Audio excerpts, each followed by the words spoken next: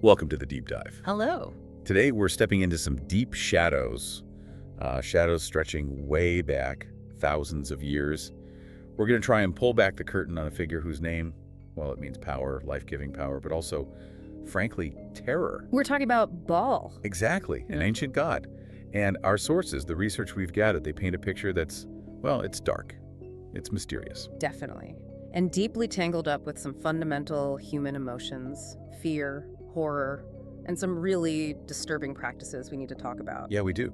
This is really a journey into the heart of how ancient people saw their world, where nature wasn't just nature, it was divine will, sometimes good, sometimes absolutely terrifying. And our mission today, looking at these articles and research, is to sort of sift through the layers, the myths, the history surrounding Baal. We want to pull out the key ideas, maybe some surprising truths about what our ancestors believed. Absolutely. Think of it like digging, but instead of dirt, we're digging through myths, through memories. It's a pretty gripping story, actually, about survival, about power the power gods had over people, and the power people thought they could have over God. And the lengths they'd go to, Yeah. especially in a world ruled by forces they just couldn't predict. Right. So let's get into it. Let's start this deep dive. Okay. So first things first, who was Baal? This name echoes through history, but who was he really? Our material traces him back to Canaanites, the Phoenicians, ancient peoples in the Levant. That's the core area, yes. Wow. And he wasn't just some minor figure in their pantheon of gods. Right. He's often called the son of El, who's technically the head honcho god, but Baal really took center stage pretty quickly. In terms of actual worship, how much people felt he affected their daily lives, he almost overshadowed El. Interesting. So he rose above his father in importance. In many practical ways, yes. And he had these powerful names like Baal Hadad, which directly links him to thunder, to storms. Okay, Hadad the storm god connection. And Baal Shemin, Lord of the Heavens, titles that scream power. Lord of the heavens. Yeah. Yeah, that's unambiguous. It's all about the sky, the weather. So is that his main job description? God of storms and rain? That's certainly the core of it. He was those powerful natural forces. Thunder, that was Baal speaking. Lightning, his weapon flashing across the sky. And the rain. The rain was everything. That was his gift, his lifeblood for the world, you could say. But it wasn't just the dramatic stuff, the storms. It was fundamentally tied to the fertility of the land itself. Which, in that part of the world, is absolutely crucial. Exactly. Rainfall there isn't guaranteed. It's the razor's edge between having enough food and, well, starvation. So when the dry season finally broke, when those clouds opened up, people didn't just see water falling from the sky. They saw Baal. They saw Baal returning, bringing life, greenness, blessings back to the earth. It was deeply personal, deeply vital. That really drives home how central he must have been. I mean, these were societies built on farming. Their entire year, their survival depended on those crops coming in. Completely. Their whole civilization, their ability to build cities, to thrive, it all rested on getting enough rain at the right time. So yeah, their relationship with Baal was one of total dependence. So they prayed to him, worshipped him. Performed rituals all aimed at getting his attention, winning his favor, hoping he'd send the rains to make the fields bloom. He wasn't just a god. He was the god holding the keys to their survival, their prosperity. But like you hinted at earlier, the sources make it clear it wasn't just simple gratitude, it was complicated. There was this undercurrent of fear mixed in with the dependence. And that's the fascinating and frankly terrifying part. That duality, because the same power that brought gentle, life-giving rain Could also bring destruction. Exactly. Devastating storms, flash floods wiping out villages, hail that could flatten an entire harvest in minutes. These weren't just random weather events to them. They were Baal's anger, his wrath. Precisely. Expressions of his displeasure, capable of destroying everything they had built, everything they relied on, just like that. He was the god of the gentle shower and the god of the obliterating tempest. It's not just powerful, but moody, unpredictable. Deeply unpredictable, capable of nurturing life one moment and then, seemingly without warning, unleashing total destruction the next. Can you imagine living under that kind of divine uncertainty? It must have created this constant tension. Awe, yes, but also dread. A profound mix of awe and dread. He wasn't some abstract idea. He was the raw, immediate force of nature, personified, holding their lives, their very existence in his hands. And this unpredictability, this ability to flip from savior to destroyer, that's what really cemented his mystique, made him one of history's most potent, and I'd say enigmatic gods. Okay, let's try and unpack those two faces a bit more, the savior and the destroyer. When things were good, when he was the savior, what did that look like? How did people celebrate him? Well, when he was seen as benevolent, the rains came on time, or maybe during festivals, hoping for good rains, the worship could be incredibly vibrant, full of life. Right. The sources talk about these life-giving celebrations, moments of real joy, collective energy, people gathering, often dancing, sometimes around huge bonfires, pouring out their hopes, their relief. So not quiet prayers, but active, maybe even loud celebrations. Definitely dynamic, energetic expressions of thank goodness we survived another season, or please let the rains come, celebrating vitality, the hope that Baal's return would make the dry land green again. It was a very physical, very immediate connection to the natural cycles they believed he was in charge of. Dancing around fires. That paints such a vivid picture. People completely connected to the earth, expressing both their vulnerability and their hope in these really raw communal ways. It really shows how intertwined their lives were with the natural world, and their belief that these rituals weren't just symbolic. They could actually influence these powerful divine forces. When Baal seemed to favor them, the relief and celebration must have been immense. You could probably feel life returning not just to the land, but to the community itself. Okay, but then there's the flip side, the destroyer. The sources are clear. Floods, storms. That was Baal's wrath. Yes, and this is where the fear becomes really palpable. These natural disasters weren't just bad luck. They were interpreted as divine punishment, as Baal actively unleashing his fury. And the consequences were devastating. Absolutely. A major storm or flood in the ancient world wasn't just an inconvenience. It could wipe out a community's entire livelihood. A year's harvest gone, homes smashed, lives lost. It was a brutal, terrifying demonstration of Baal's power to just annihilate. Wow. And this ever-present threat, this knowledge that the same God who gave life could take it away so violently, it just reinforced that unpredictability, that deep-seated dread living alongside the dependence. The very force that sustained them could turn and destroy everything. Instantly. That's the key. The speed of transformation. From life-giver to destroyer in the blink of an eye, metaphorically speaking, it made his incredibly formidable. It wasn't just raw power, it was volatile power. And this duality, holding creation and destruction together, it's central to understanding him, and why so much about him feels shrouded in the sheer force of his presence. Okay, so beyond his nature, his domain, the myths themselves tell his story. Our material highlights some major battles. These seem really important for defining his cosmic role. Let's start with the first big one, his fight with Yam. Ah, yes, Baal versus Yam. Yam is the god of the sea, the primordial ocean, and in these myths, Yam isn't just water, he represents chaos. Raw, untamed, destructive chaos. The power of the ocean that can just swallow everything. A threat to cosmic order. A direct threat, according to the myths. Yam's power is boundless, chaotic, threatening to overwhelm the stability of the earth itself. And Baal, being the god of the more ordered sky, the storms that bring life but also follow patterns, he couldn't just let this stand. Exactly. The myth frames it as this fundamental conflict. Baal, the power from the sky that brings order and fertility, has to confront Yam, the chaotic power surging from the depths. And Baal doesn't back down. He goes to war. He goes to war, armed, the myths say, with his mighty hammer, which is often seen as, thunder and lightning personified, his essential storm power. Using the sky's weapons against the chaotic sea, that's quite an image. It really is. And the battle is depicted as fierce, world-shaking. But ultimately, Baal wins. Baal wins. He defeats Yam. He manages to subdue the chaotic sea god, essentially restoring order, or at least a balance to the world. It's a foundational story. It establishes Baal not just as a weather god, but as a champion of order against the forces of chaos, a necessary power for maintaining stability. But he barely gets a breather, it seems, before facing an even bigger challenge. Yes, Mot.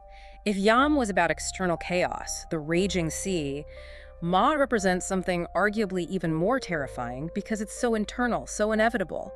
Mot is the god of death and drought. Death and drought. Wow. The ultimate negations of life. Absolutely. This battle isn't just for power or territory like the one with Yam might seem. The sources really emphasize this is a struggle for the survival of life itself. Because Mut represents what?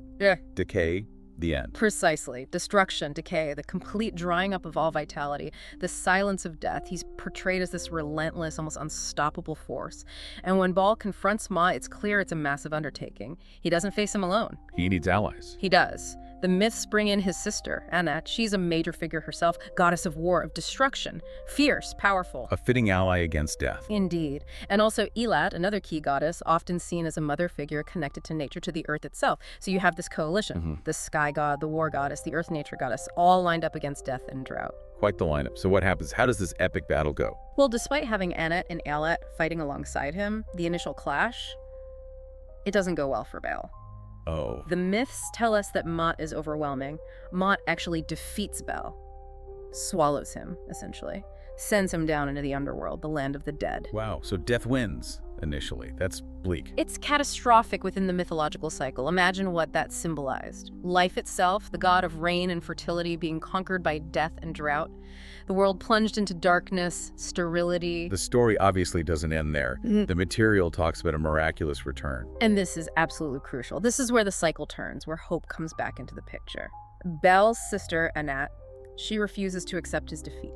The war goddess doesn't give up. Not at all. Driven by loyalty, by love for her brother, and probably by the sheer desperation of a world dying without Baal's life-giving reign, she takes action. With help from other gods, she goes down into the underworld herself. She confronts Mot. She confronts Mot, fights him, and somehow, through divine struggle, they manage to retrieve Baal, to bring him back from the dead.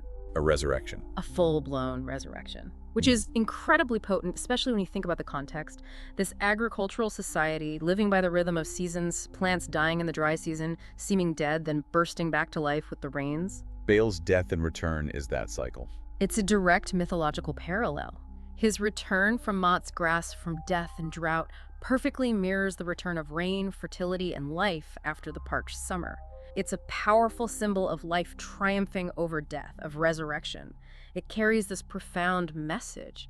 Even in the absolute darkest times, when everything seems lost, there's a chance for return, a chance for life to start again. It's a myth woven right into the fabric of their world. This whole cycle, life, death, return, it's powerful stuff, but it also leads us directly into what the sources identify as the really dark side of Baal worship, the most unsettling parts.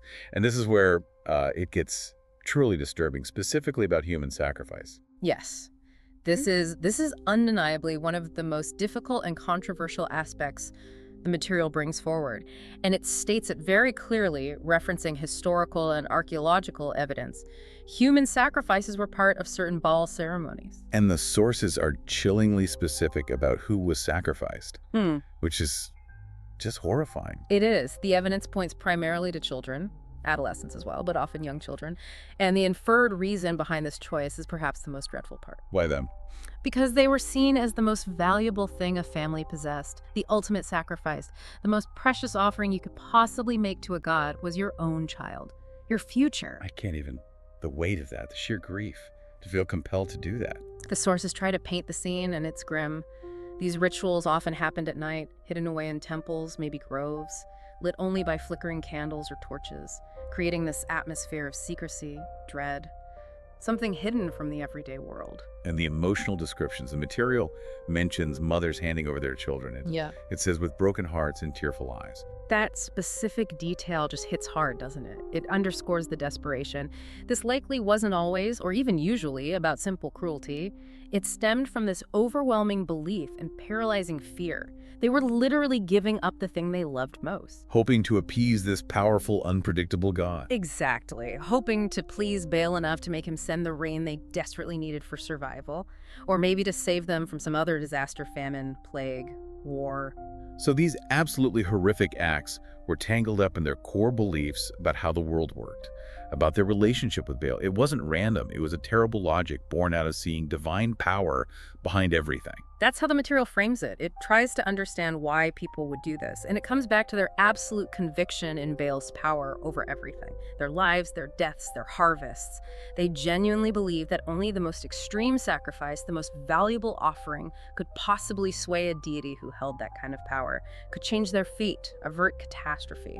It's just a tragic window into the kind of fear and maybe, as the source says, ignorance that could exist when the world felt governed by these dark, supernatural forces. A very dark window. And the material suggests it wasn't only these sacrifices. There were other ceremonies, other aspects of Baal worship, where morality itself seemed to break down. What do you mean?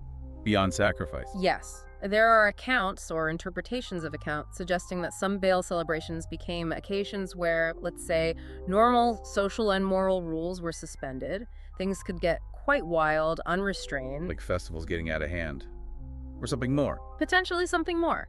The material proposes one interpretation, that in societies with very strict rules, these rituals, done in Baal's name, offered a kind of safety valve, a temporary escape. An excuse to let loose. Perhaps. The sources suggest that in the heat of these moments, the lines between good and evil, right and wrong, could just dissolve.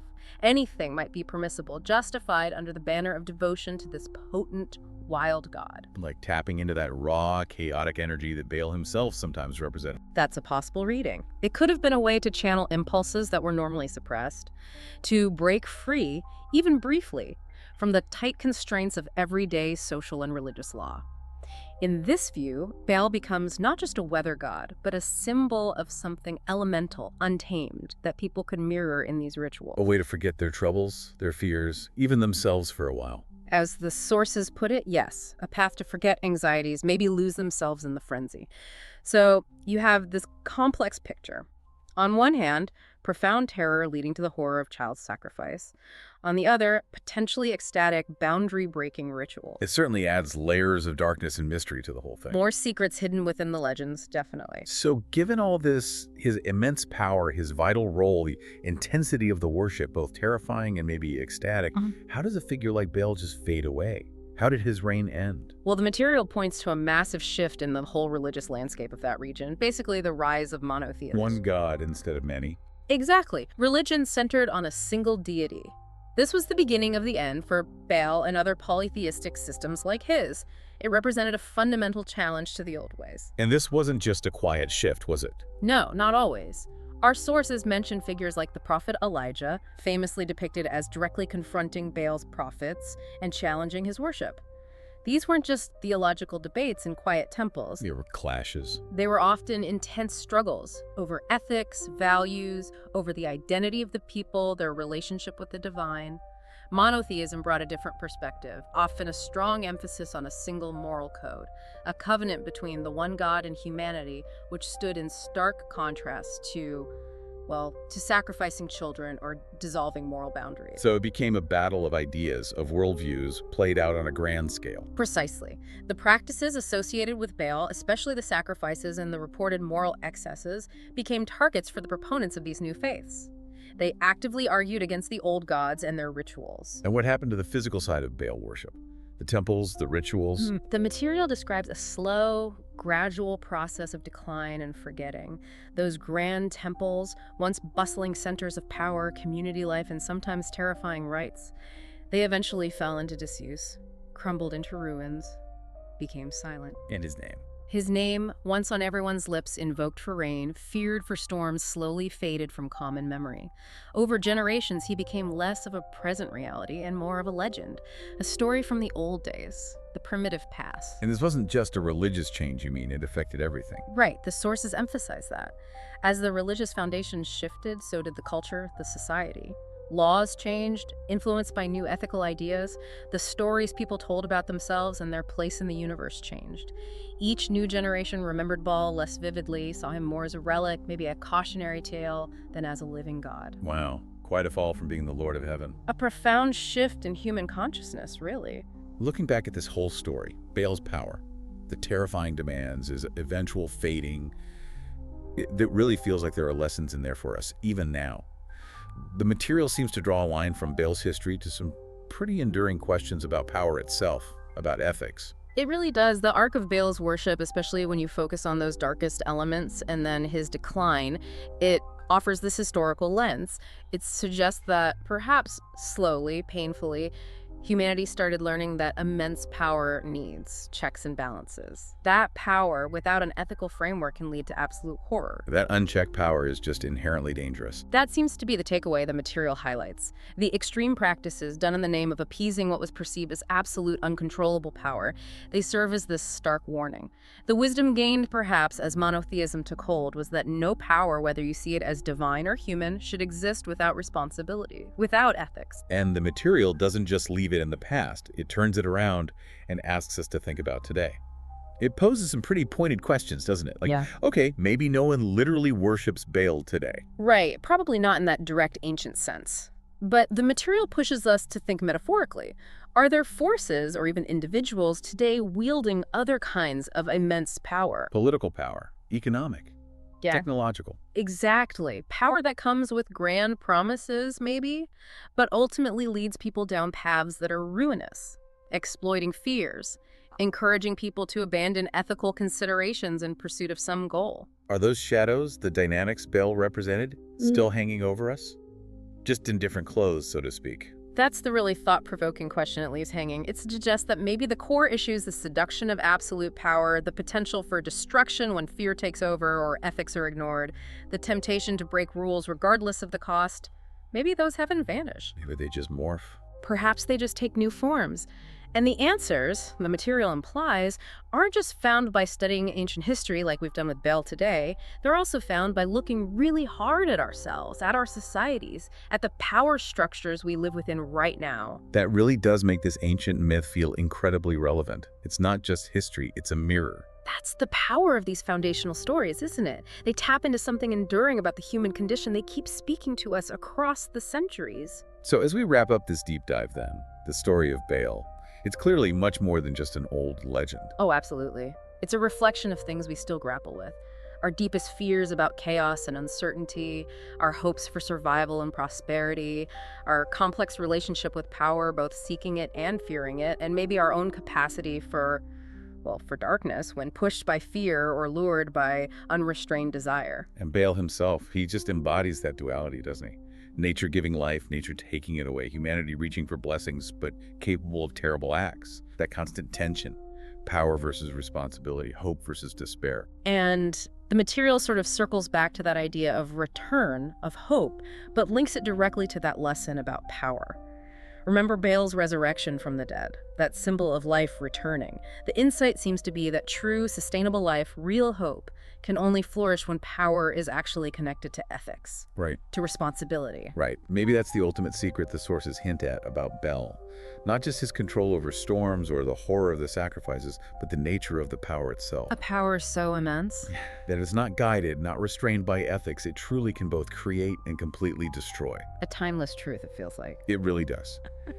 Which brings us to that final provocative thought the material leaves us with, something for you, the listener, to really chew on after this deep dive. Yeah. It basically asks, if that raw force, that potential, that Baal represented the potential for immense power, wielded without ethical constraint, if that were to fully manifest today, in whatever modern guise it might take, what would happen to us? Would we fall back into those same patterns? Driven by fear, maybe sacrificing our values, our humanity, for the illusion of control or salvation offered by unchecked power? Or have we actually learned anything? Have we truly absorbed those hard lessons from history? Why ethics and responsibility aren't optional extras, but absolutely essential? It's a question that forces us to look at our present and our future just as much as the past. It certainly does. Well, thank you so much for joining us on this pretty intense, sometimes quite unsettling journey into the world of Baal. It's been a real deep dive. Yes, thank you for listening. Take care, everyone. Goodbye for now.